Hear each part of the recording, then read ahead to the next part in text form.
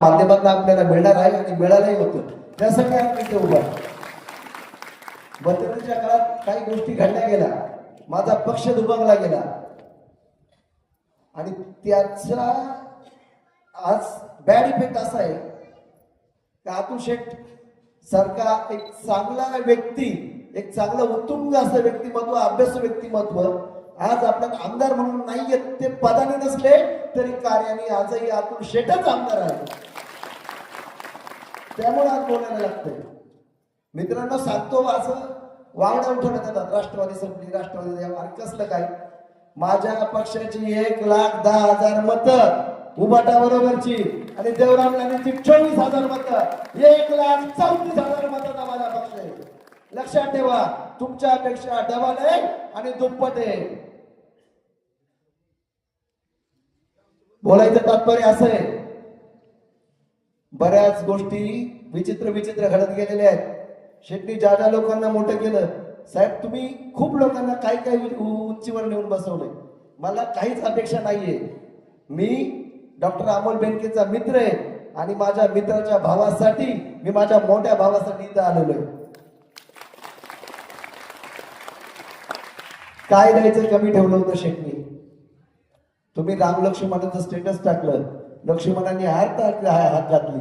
अरे राम शेवटच्या दिवसापर्यंत लक्ष्मणासाठी थांबला होता, परंतु लक्ष्मणाने काय ऐकलं नाही.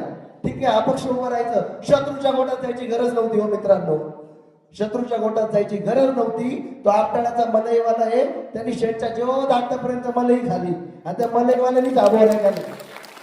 ते मलईवाले काय करते, गावागावात हेटते आणि गावागावातलं दूध नाचते. पण मलईवाल्याला एवढं सांगतो, तुझं दूध एवढं नाचणार आहे, त्याचं ना ताक होणार आहे ना तूप होणार आहे, ते फेकूनच जायला लागणार आहे.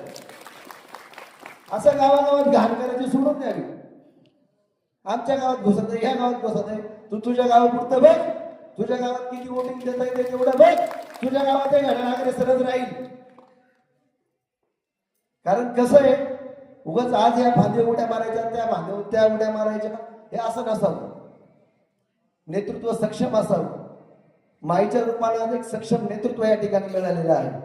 शेट्टी त्या दिवशीच सांगितलंय, अजितदादा पवार साहेबांकडे, सन्माननीय अजितदादांकडे 2दा सर्वे गेले आणि दोन्ही सर्वेत माई लांडे हे नाव पुढे आलेलं आहे, त्याच्यामुळे माईला तिकीट गेलेलं आहे. आता लांडेबाई साहेबांचे सुने असं नाहीये, तिचं वक्तृत्व, तिचं कर्तृत्व आपल्या लहान बहिणीसारखी आहे. ती अमोल माझ्या लहान भावासारखा आहे आणि ही दोन्ही संवेदनशील माणसं आहेत. अरे वारकऱ्यांच्या मागे उभे राहते ती माई आहे, जी सप्त्यात अभंग म्हणते ती माई आहे. तिच्या वाणीत एक अमृत आहे. अरे अमृतातही पैजा जिंके ऐसी अक्षरे रसिके मिळविला, अशा ज्ञानेश्वरीचे शब्द तुझ्या कानात फुटतो ती माई आहे. आणि असं जर उमदं नेतृत्व जर अतुल शेट्टी निवडलं असेल तर आपल्याला जर आज घड्याळाला मतदान केलं नाही तर आपण आपल्याला माफ करू शकणार नाही. नुसतं मी बेनके असं करायचं नाही. जो आत्ता बेनके साहेबांच्या नावाखाली घड्याळाला मत देईल त्यानेच म्हणायचं मी बेनकेंचा. लक्षात ठेवा, उद्या 2029 ला अतुल शेठ बेनकेंना जर आमदार करायचं असेल तर त्या आमदारकीचा पाय आपल्याला आपल्या झडपीच्या माध्यमातून आज इथं बांधायचा आहे. आणि त्याची जर मुहूर्तमेढ रुजवायची असेल तर आपण ही केली आहे.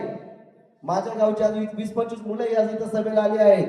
मंगेश आलेला आहे आमचा वाडीतला. मंगेश हातवरती कर. मुलांना आपल्याला 58 घरकुलांचा प्रोजेक्ट, 58 घरकुलं कोणी मंजूर केली?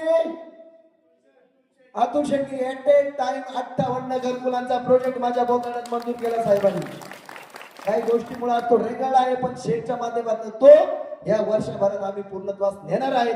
ही 101% या ठिकाणी सांगतोय. त्या प्रोजेक्टला जाणारा रस्ताही कोणी मंजूर केला? अतुल शेट्टी. साखर कोणी मंजूर केला? अतुल शेट्टी. दाखोबावाडीचा रस्ता कोणी मंजूर केला? अतुल शेट्टी. आणि मग शेठच्या विरोधात आपण कशासाठी जायचं? आपल्याला काय मिळणार आहे? आपल्याला का पाकिट पाहिजे? अरे अजिबात नको. पाकिट आपण नाहीच. आम्ही काल राष्ट्रवादी होतो, आजही राष्ट्रवादी, उद्या राष्ट्रवादीत राहू. आमची विचारसरणी राष्ट्रवादीची आहे. पेटून उठलं पाहिजे, ही गरज आहे, काळाची गरज आहे. कारण चांगला नेतृत्वाच्या हातात जर तालुका द्यायचा असेल तर आपल्याला आता पेटून उठलं पाहिजे. दोन्ही हाताच्या मुठी याच्या घट्ट आवळा आणि माझ्या मागं म्हणा, राष्ट्रवादी काँग्रेस पक्षाचा अतुल शेठ